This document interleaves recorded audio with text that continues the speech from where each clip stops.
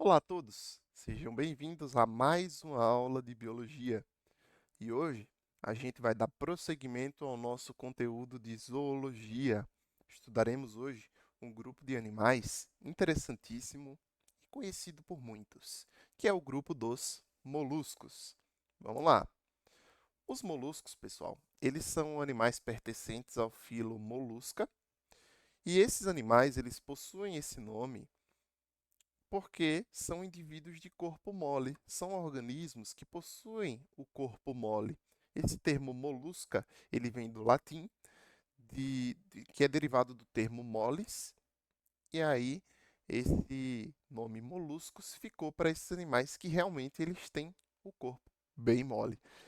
Esses animais, pessoal, eles são celomados, protostômios e possuem simetria bilateral. Eles são celomados, só relembrando, porque a mesoderme, que é um dos três tecidos embrionários, ela recobre toda a cavidade celomática. Esses animais eles são protostômios, ou seja, o blastóporo, que é uma estruturazinha lá do desenvolvimento embrionário, ele dá origem, primeiro, à boca do animal. E esses animais também possuem simetria bilateral, porque eles podem ser divididos ao meio em duas partes iguais. Para quem não está lembrado disso, por favor, revise a aula de introdução à zoologia que tem aqui no canal também. Esses animais, pessoal, eles possuem sistema digestório completo. Isso quer dizer que eles têm boca, por onde entra os alimentos, e eles possuem ânus, por onde eles eliminam o resto da alimentação, os restos alimentares desses indivíduos.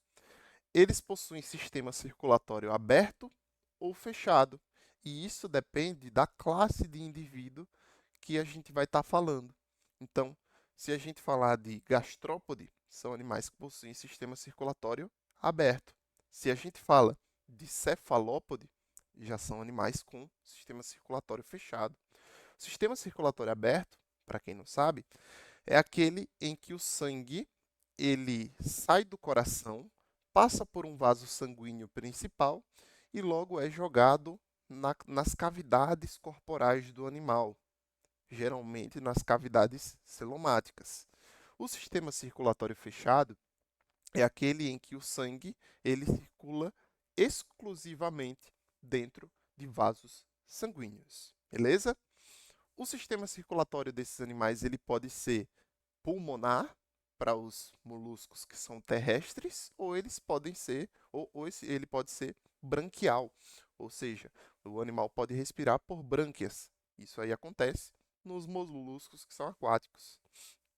O sistema excretor desses indivíduos, ele funciona por metanefrídeos, ou seja, eles não possuem rins ainda, né? São animais que ainda não possuem rins, e eles têm essa estrutura aí que são os metanefrídeos para eliminar as excretas nitrogenadas do corpo. O sistema nervoso desses animais, ele é ganglionar, ou seja, eles não possuem um cérebro verdadeiro.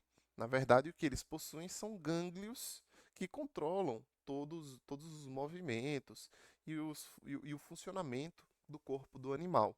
O que são gânglios? Gânglios nada mais são do que corpos celulares de neurônios unidos, né? Então a gente tem gânglios e nervos. Os nervos, eles são axônios de neurônios unidos. A gente vai ver melhor como funciona isso nos próximos slides. Os principais representantes desse grupo, pessoal, desse filo, que são os mais conhecidos, são os polvos, os caracóis e as lulas. E aí eu vou sair aqui do meio da imagem para que vocês consigam observar os polvos e as lulas que fazem parte da classe dos cefalópodes e os caracóis, né, que são os gastrópodes. A gente tem outros indivíduos, como as ostras e outros animais que a gente vai ver ao longo da nossa aula.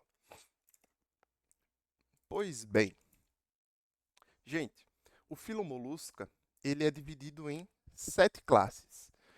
E aqui estão elas: classe Aplacófora, classe Poliplacófora, Monoplacófora, Escafópoda, Biválvia, gastrópoda e cefalópoda. São nomes meio estranhos, né? Mas a gente vai se acostumando. E aí eu vou sair aqui de novo para que vocês consigam observar tudo com clareza nessa imagem. Ó, os aplacóforos são aqueles indivíduos que não possuem concha, né? Por isso que é aplacóforo. Esse A vem de negação. Na biologia, sempre que aparece esse A como prefixo, é referente à negação. Então, aplacóforo, animais que não possuem conchas, na verdade. E aí a gente tem o exemplo aqui dos quetodermas. Eles são marinhos, sem conchas e vermiformes, são animais pequenos. Os poliplacóforas, que eles possuem várias placas, né, várias estruturas que formam uma única concha, que a gente tem o exemplo principal, os quítons, que são também marinhos. Os monoplacóforos, que possuem uma única concha em forma de placa, parece uma concha de ostra, só que é uma concha única. Esses animais eles também são marinhos, aqui a gente tem também um esquema, aqui uma imagem.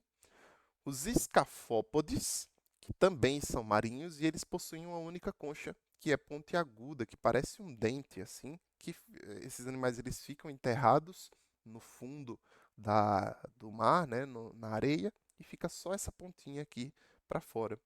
Os bivalves, que são bem conhecidos, representados pelas ostras, pelos mexilhões, né? A gente tem aqui indivíduos que possuem duas conchas, que também são marinhos ou podem ser de água doce, certo? A gente tem os gastrópodes, representado aí o clássico exemplo dos caramujos, né? Que podem ser marinhos também, podem ser de água doce, podem ser terrestres, e eles possuem também uma única concha enroladinha, como vocês estão vendo aqui. E o estômago desses animais, ele fica sobre o pé. É por isso que ele recebe esse nome de gastro, de estômago, de sistema digestório, e podes de pé. E os cefalópodes, que são aqueles animais mais conhecidos do filo Molusca, representado pelos polvos, pelas lulas, né, que são animais marinhos e que possuem tentáculos, né, os pés, entre aspas, colados na cabeça. Lindíssimos esses animais. Gente, nos próximos slides, a gente vai estudar os três principais grupos de moluscos que são mais recorrentes em provas, que são mais relevantes, que são as classes Bivalvia, Gastrópoda e Cefalópoda. Beleza? Vamos lá. Vejam bem. Vamos entender como que funciona o corpo de um molusco, tá? Ele é basicamente dividido em três estruturas: a cabeça, a massa visceral e o pé. E aqui nessa imagem a gente pode identificar muito bem essas estruturas: a cabeça, o pé, que é toda essa estrutura que fica em contato com o solo, aqui no exemplo a gente tem um caramujo, e a massa visceral, que fica protegida pela concha. Essas estruturas, pessoal, elas variam de classe para classe de indivíduo. Por exemplo, nos cefalópodes a gente não tem uma concha externa, então a massa visceral ela tem uma conformação um pouco diferente.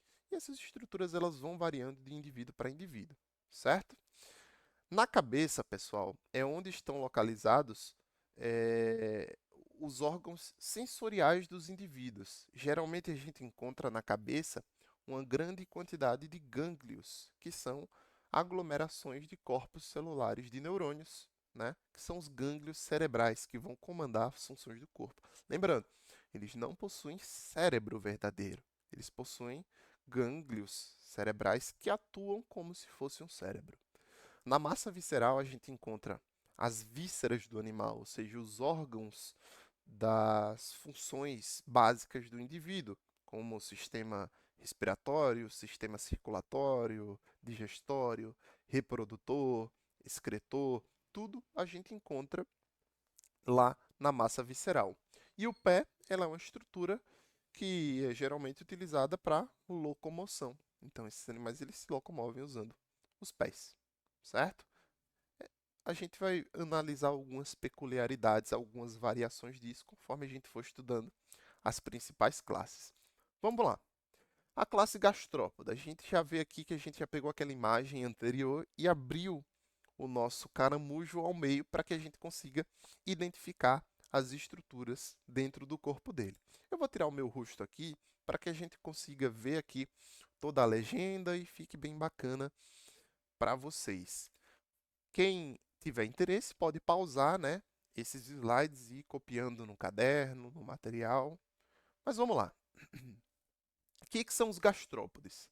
São animais que possuem o sistema digestório na região do pé. Por isso que esse nome, ele recebe esse nome. Ele vem do grego, né? Gaster vem de estômago e podes de pé. Então vamos lá. Ó, esses animais, eles podem ser terrestres ou eles podem ser aquáticos, tá?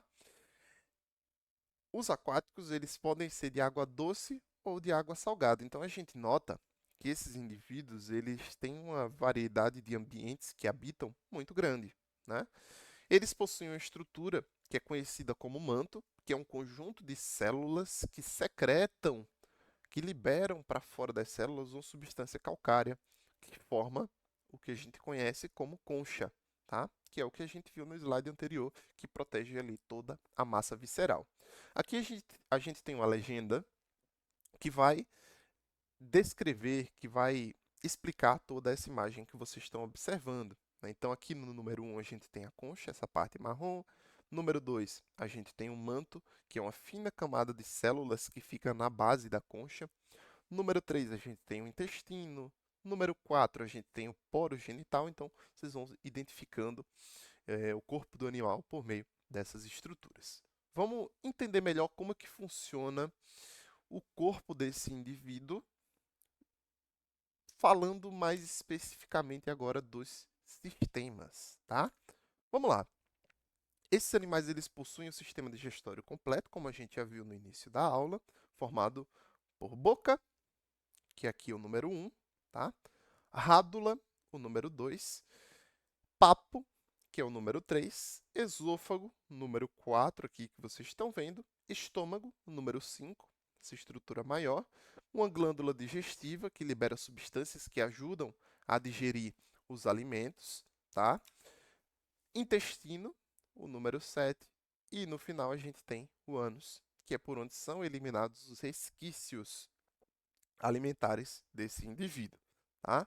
Então a gente tem aqui um sistema digestório completo com boca e ânus. O alimento entra pela boca, passa pela rádula. A rádula é uma estrutura que lembra um pouco os dentes, né? Serve para triturar o alimento e facilitar a digestão. O papo é onde esse animal ele vai ele produz algumas substâncias digestivas e ele também ajuda a fazer a digestão mecânica, vai amassando um pouco ali o alimento. O esôfago, ele é um tubo, né, que leva o alimento ingerido até o estômago. No estômago acontece mais um processo de digestão, digestão química por meio de substâncias digestivas liberadas pela glândula digestiva. O intestino, que é por onde são absorvidos a maior parte dos nutrientes que o animal ingeriu. E o ânus, que é por onde são eliminados os restos alimentares. Eu vou subir aqui a minha câmera para que a gente consiga observar o restante do slide, tá? Então, ó, sistema respiratório desse animal. Como que funciona? A gente tem aqui um pulmão, né? No caso, a gente está falando de um gastrópode terrestre. Esse pulmão, ele fica localizado aqui, logo abaixo da concha, né? Nessa parte frontal do corpo do animal. E esse pulmão é o que vai retirar o oxigênio da atmosfera, certo? A gente pode perceber aqui que esse pulmão ele está ligado diretamente com o coração desse animal, que é essa estrutura enumerada com o número 2. Ou seja, aqui o pulmão absorve o oxigênio da atmosfera e esse oxigênio ele entra diretamente ali nos fluidos corporais desse animal. E aí eles vão ser bombeados rapidamente pelo coração para que esse oxigênio se espalhe pelo corpo, certo? No caso de gastrópodes aquáticos, é bem parecido, só que ao invés de pulmão, a gente vai ter brânquias, certo? O sistema excretor, ele também está interligado aqui com esses sistemas que eu falei, né? Ele está interligado com o coração. Ele é composto por um metanefrídeo, que é uma estrutura que atua como se fosse um rim, que vai remover ali das cavidades corporais do animal as excretas nitrogenadas, que são substâncias tóxicas produzidas pelo metabolismo do organismo, certo? Ele filtra o sangue ali do indivíduo, os fluidos corporais dele. O sistema nervoso, ele é formado por gânglios. Aqui a gente tem no número 4 estruturazinhas que são, como eu já expliquei, aglomerações de corpos celulares, e os olhos aqui na cabeça, né, que são estruturazinhas bem primitivas, né, não enxergam as imagens como a gente enxerga, mas eles conseguem detectar ali luminosidade, coisas bem básicas. Pessoal, esses animais, eles possuem fecundação cruzada, ou seja, eles têm os dois sexos no mesmo indivíduo, ou seja, são hermafroditas. E quando um caramujo de número 1 chega no caramujo de número 2, o que acontece? Ambos possuem os dois gametas, masculino e feminino. Só que né, o caramujo 1, ele vai doar o seu gameta masculino para o caramujo 2, e vice-versa. O caramujo 2 vai doar o seu gameta masculino para o caramujo 1. E aí, o gameta masculino de um fecunda o gameta feminino do outro. E é isso que a gente chama de fecundação cruzada. Após a fecundação, eles vão gerar ovos, e esses ovos eles são depositados no ambiente para que possam eclodir novos gastrópodes. Vamos continuar. Eu vou tirar aqui o meu rosto, tá? Para que a gente enxergue bem. Vocês dão uma pausa aí no vídeo, tá? Para escrever, para tirar print. Mas vamos lá. Os moluscos da classe Bivalvia, eles recebem esse nome porque eles possuem duas conchas. Olha que bacana, né? Bivalve é um termo que vem do latim, né? Bi vem de dois e valva, porta. Então eles são animais que possuem duas valvas, né? Duas conchas. Esses indivíduos, pessoal, de cara, a gente já vê uma grande diferença aqui na conformação corporal em relação aos gastrópodes. Eles possuem duas conchas, eles são um pouco mais achatados, né? Os principais representantes desse grupo são os mexilhões e as ostras. Então, ó, esses animais eles são aquáticos, tá? Eles podem ser de água doce ou salgada, como a gente viu no começo da nossa aula, e sua respiração ela só pode ser por brânquias, não há como ser pulmonar, já que eles são aquáticos. E são animais também que são filtradores, ou seja, eles filtram a água do meio onde ele está inserido para poder obter alimento e para poder também obter oxigênio, certo? Então aqui, ó, nessa imagem incrível, né? Eu gosto bastante dessa imagem. A gente vê duas conchas, né? Um indivíduo aqui com o corpo achatado, a parte dorsal e a parte ventral. E uma estrutura que chama a atenção é esse pé, né? Esse pé aqui, que é uma estrutura que ajuda esse animal a se fixar em alguns substratos. Então, se esse animal não quiser ser levado pela maré, por exemplo, ou pela corrente de um rio, ele vai usar o pé para se fixar em algum local e não sair por aí, né, seguindo o fluxo da água. E aí, olha que bacana. Esse indivíduo, esses organismos, eles possuem duas estruturazinhas, dois orifícios na lateral do corpo. O sifão inalante, que é esse de baixo aqui, e o sifão exalante, que são buraquinhos por onde vão passar a água desse animal, né? Lembra que eles são animais filtradores? Então, a água que vai passar pelo corpo desses animais entra pelo sifão inalante e sai pelo sifão exalante, ok? Vamos prosseguir para entender melhor como que funciona isso aí. Aqui a gente tem um bivalve. Vou colocar minha câmera aqui, na verdade eu vou tirar. Vocês pausam se quiserem anotar as informações e a gente vai continuar a nossa explicação. Então, ó, deixar aqui 2 segundinhos, pausou, tirou print, copiou. Vamos lá. Gente, esses bivalves, eles são animais filtradores, como a gente já viu, e aqui a gente tem o corpo de um bivalve com todos os órgãos. a gente tem o corpo de um bivalve partido ao meio, tá? Olha o que acontece. O sifão inalante é essa estrutura que está enumerada com o número 1 aqui na imagem, certo? Essa estrutura, ela entra a água passa pelas brânquias, essa estrutura de número 2, e segue o fluxo. Algumas partículas de alimento ficam presas aqui nas brânquias e são levadas, olha o fluxo na imagem aqui, são levadas até a boca, que é essa estrutura aqui de número 5. Ao mesmo tempo que esse animal captura o alimento filtrando a água, ele também obtém oxigênio nas brânquias. Então, é um sistema bem eficiente. Então, vamos seguir aqui, ó. O alimento entra pela boca, certo? No número 5, vai para o estômago, no número 6 aqui, segue pelo intestino, que é essa estrutura de número 9, e sai aqui, ó, no finalzinho, pelo ânus, número 13.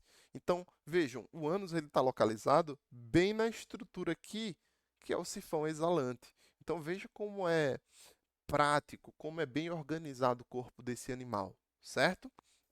Então, vamos prosseguir aqui nos próximos slides para a gente entender melhor como funciona os outros sistemas e a gente vai voltando aqui na imagem para poder enxergar melhor, certo?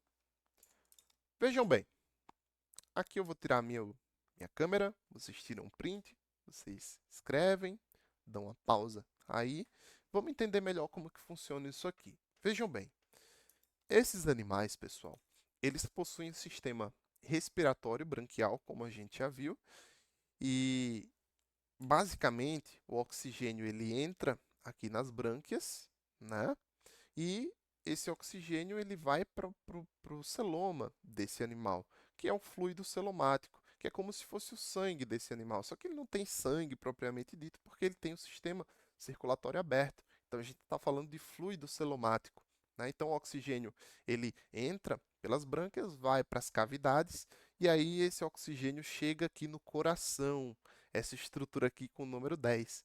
E aí esse fluido corporal cheio de oxigênio é bombeado aqui no coração para esse vaso principal aqui, e depois que sai por esse vaso principal, esse sangue, né, esses fluidos, eles são distribuídos por todo o corpo. É basicamente assim que ele obtém oxigênio, que ele respira embaixo da água.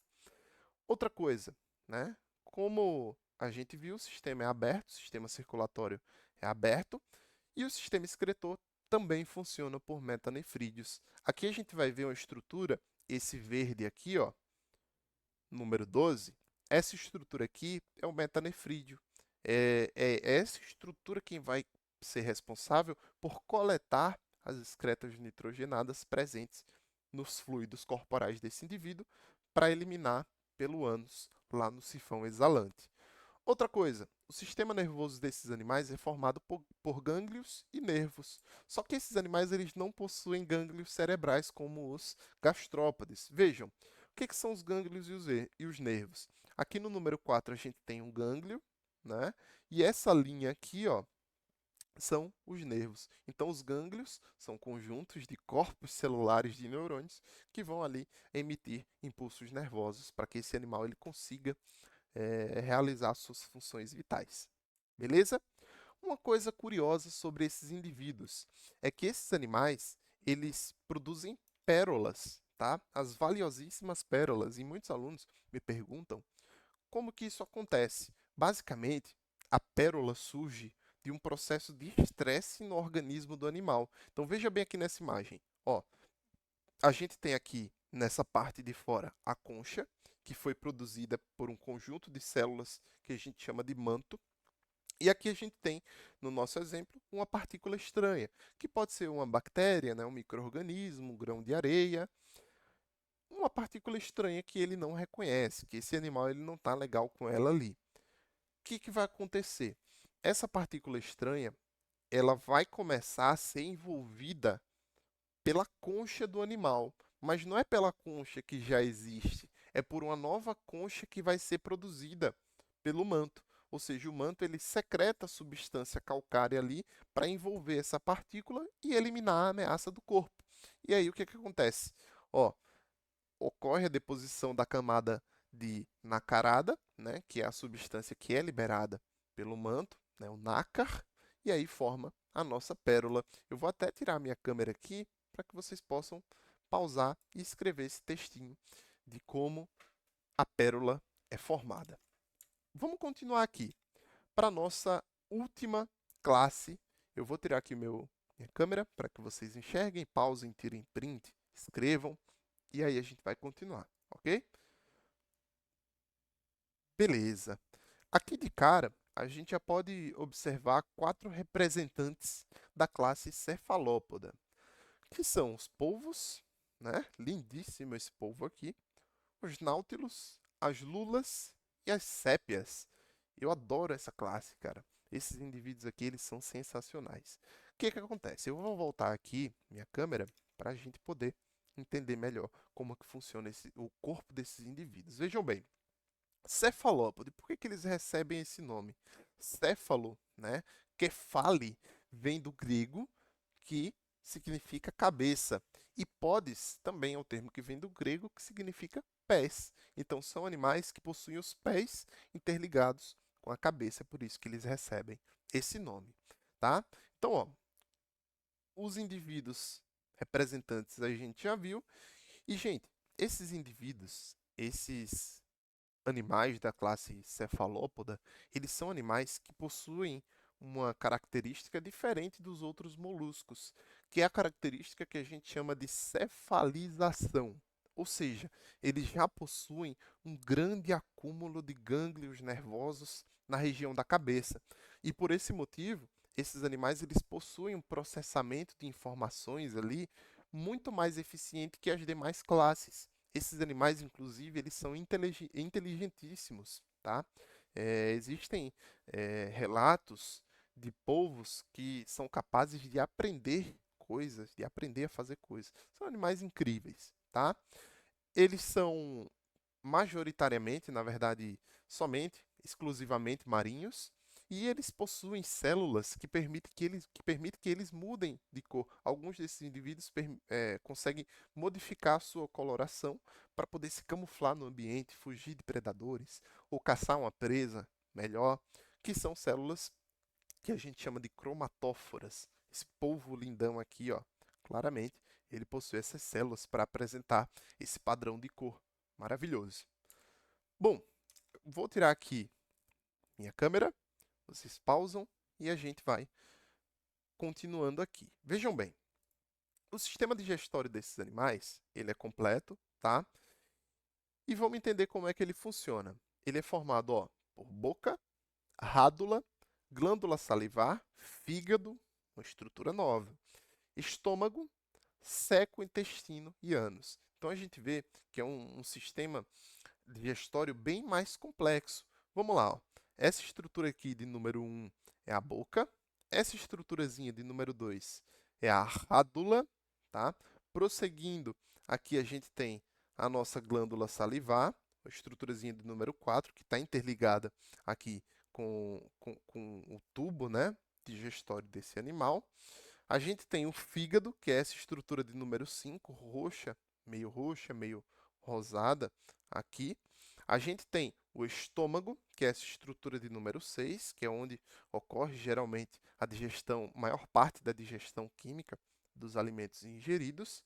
A gente tem o seco, que é essa estrutura de número 7, que também é uma estrutura que auxilia na digestão do alimento.